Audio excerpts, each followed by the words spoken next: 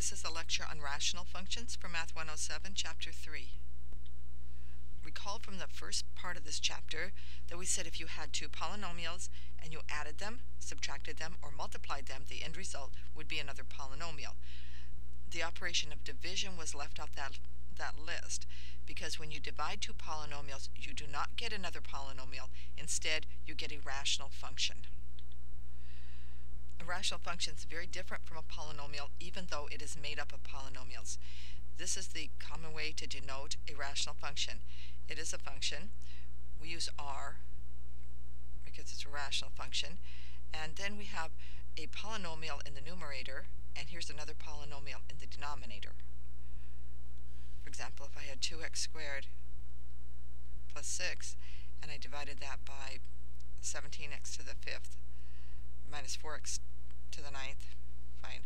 If I use those two polynomials and created this rational function, the numerator typically we'd call p of x, and the denominator we would call q of x, and it could look something like this. Now the big difference between a rational function and a polynomial is the domain. The domain of a polynomial is all real numbers. But for a rational function, the roots of the denominator, of the polynomial in the denominator, those roots have to be excluded from the domain because they would cause division by 0. So in general, we look at this q of x, whatever polynomial is in the denominator, find its roots, that is, find the values of x for which q of x is 0, and exclude them from the domain of the rational functions.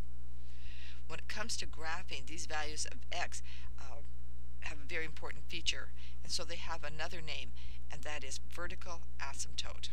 So once you've found these values of x for which the denominator is 0, then you exclude them from the domain, and you call them a vertical asymptote. I can use a lot of words to describe asymptotes, but it's probably better just to think of them as guidelines and then start looking at graphs of them. This is a graph of the simplest rational function you could have. So if you wrote this more as a fraction, that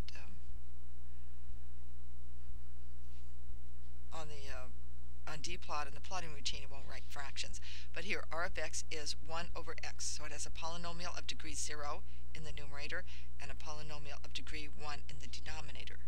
To find the vertical asymptotes, you set the denominator equal to 0. So in this case, x equals 0, it's done. And that means at x equals 0, you have a vertical asymptote. When you go to graph these functions, what you do is find the vertical asymptotes and then graph them in as dotted lines. You kind of see a dotted line right there along x equals 0. Don't worry yet about what a horizontal asymptote is.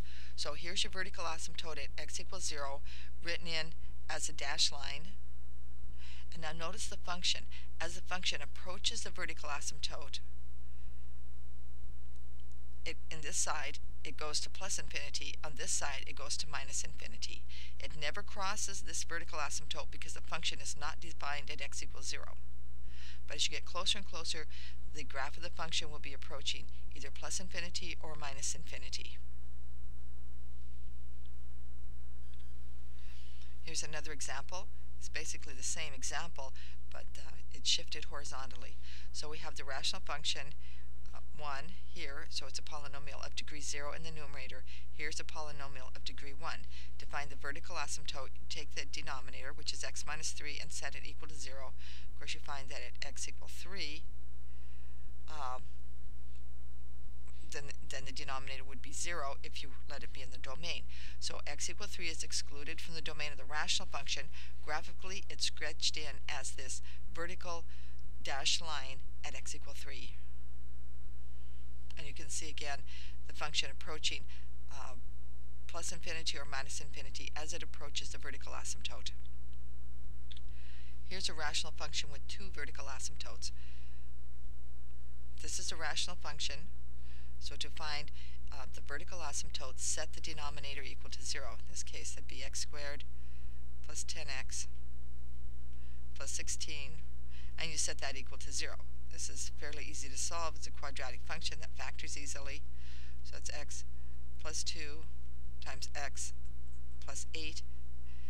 And so the two values here, the two roots of this are negative 2 and -8. Those are your vertical asymptotes, and you see them sketched in.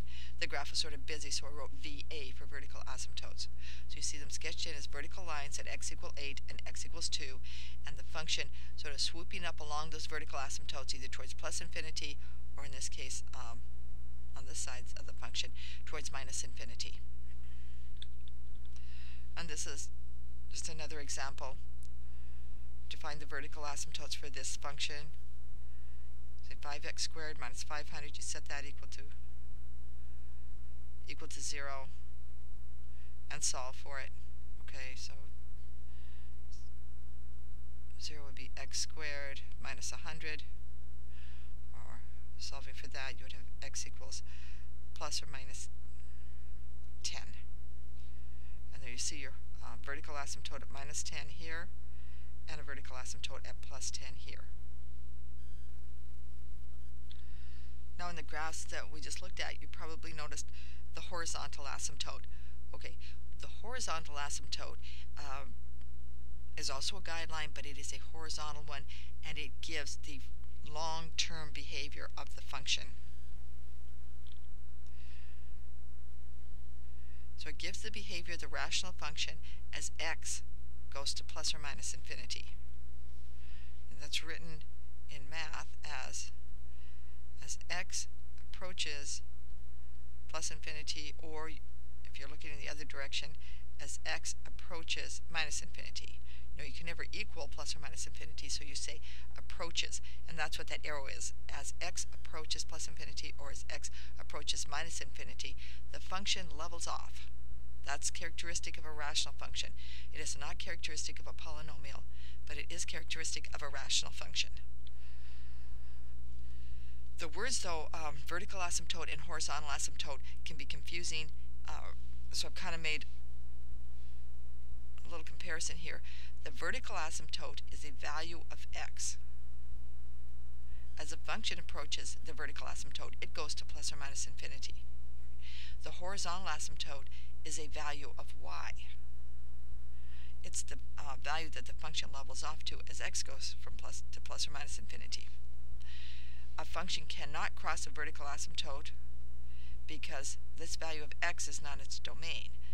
However, a function could cross a horizontal asymptote because there's nothing excluded from the domain. It just has to settle down later to approach that horizontal asymptote. So let's go back and look at the same pictures again, and I'll point out the horizontal asymptotes. So here's the 1 over x, the simplest rational function you can have, and now we're looking at the horizontal asymptote. We're saying, where does this function level off as x gets bigger? Well, in this case, it's bigger and bigger, or as x is approaching here minus infinity. These functions level off. Now, if you plotted a lot of points, you would see that this function, you could convince yourself that this function levels off to r of x, which, as you know, is another name for y. And it would go to 0, because as x gets bigger and bigger and bigger, this fraction gets smaller and smaller and smaller and smaller. And that's a horizontal asymptote. You see, it's a long-range behavior. Obviously, it's not anywhere near 0 here, but as x becomes either very negative or very positive, it approaches this y equals 0. It's the same situation here. As x gets bigger, it dominates the situation here, and the minus 3 doesn't even matter very much. Say x is 3 million. Minus 3 isn't going to do much to it. All right, but as it gets larger and larger, the entire fraction goes to 0.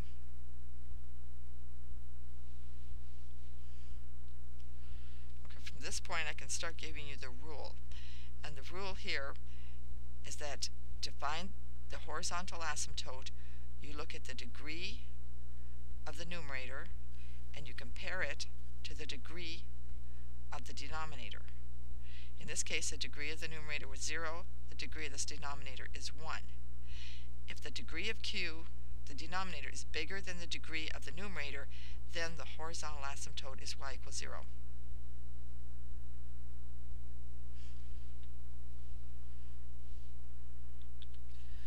Here's another situation looking for horizontal asymptotes. Again, we compare the degree of the numerator this case is a 0, and we compare it to the degree of the denominator, and the degree of the denominator is 2.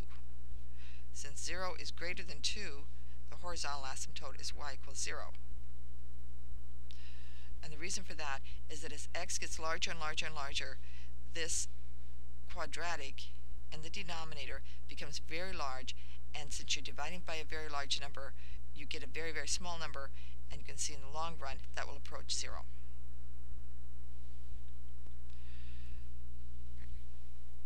Now we're looking again for the horizontal asymptote. Here the degree of the numerator is 2. The degree of the denominator, I'm sorry, that was the degree of the numerator, which is p, is 2. The degree of the denominator is also 2. So they're equal. In this case, the horizontal asymptote is not y equals 0. How this is handled is that if you carried out the long division here, the first term you would get, let's look at the first term, doesn't matter what's here, you would have 5x squared. Pen doesn't like writing. It's out of virtual ink, I guess. Okay, the first thing you would do is say, what would change 5x squared into 20x squared? Well, that would be 4. I'd be multiplying by 4, and then I would get 20x squared, and I would go on. When I continue this out, I would have a 4, plus I would have another rational function. When I was done, I would put this, I'll call it p tilde, over the divisor, and I would have, okay, for this part here, as this, the degree of p tilde is less than the degree of q, so in the long run this goes to 0, and it only leaves this leading term of 4. You can see this written out better in the lecture notes. Alright, so how do I find the vertical asymptote? You take the leading coefficient here and the leading coefficient here, and you divide them. And that's your horizontal asymptote when the degree of the polynomial in the numerator is equal to the degree of the polynomial in the denominator. And this results from long division of the polynomials. You'll have a leading term that's constant, and then you will have another rational function, but that's going to 0 as x gets larger, leaving only the leading term of 4. And that's what's sketched in here.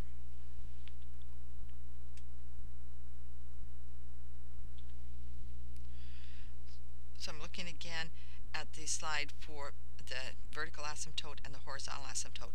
These are the things you have to pick out immediately in a rational function.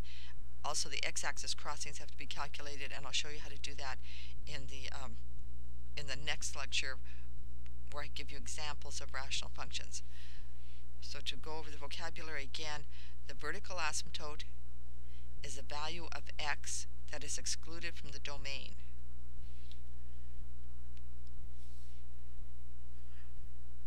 It's the root of the denominator. So algebraically, this value of x, the root of the denominator, is excluded from the domain. Graphically, it is called the vertical asymptote, and it appears, or you can sketch it in on the graph as a vertical dashed line. The function never crosses it, it only approaches it. As the function gets closer and closer to the vertical asymptote, it goes to either plus infinity or towards minus infinity. Now the other asymptote is called a horizontal asymptote, and it is a value of y. It's a value of y that the function approaches in the long range. You could say it's long-term behavior. As x becomes very, very negative or very, very positive, the function sort of levels off to this horizontal asymptote. A function can cross a horizontal asymptote. In fact, it can cross it a lot of times. It just has to settle down towards it as x becomes very small or very large. The way to find the horizontal asymptote is to look at the degree of the numerator and compare it with the degree of the denominator. If the degree of p is less than the degree of q, automatically you can just say the horizontal asymptote is y equals 0. If they're equal,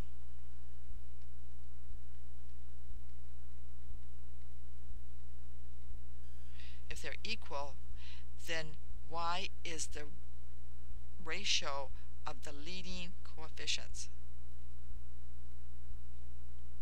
And that's your horizontal asymptote when they're equal. If they're greater than, say the degree of p is equal to the degree of q plus 1, just 1 degree more, then the asymptote is not horizontal. It is in fact a slant asymptote.